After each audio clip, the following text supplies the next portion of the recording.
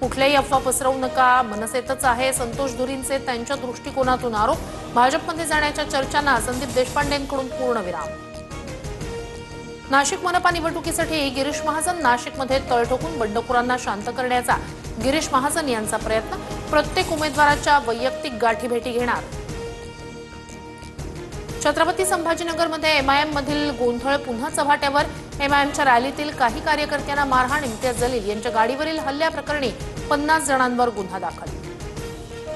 मुंबईतील सर्व संवेदनशील ठिकाणांवर हाय अलर्ट जारी. काश्मीर किंवा महाराष्ट्रातून स्फोटकांसह आयएसआयएस समर्थित हल्ल्याची योजना सुरू.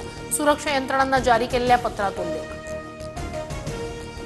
राज्यातील 24 साखर कारखान्यांवर कारवाईची टांगती तलवार. नियम आणि अटी शर्तींचं उल्लंघन केल्यानं कारवाई. 15 दिवसात चौकशी करून अहवाल देण्याचे निर्देश.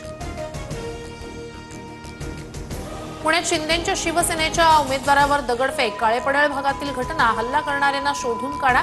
शिंदेंच्या शिवसेनेचे शहराध्यक्ष नाना भानगिरेंची पोलिसांकडे तक्रार. हल्लेखोरांचा शोध सुरू.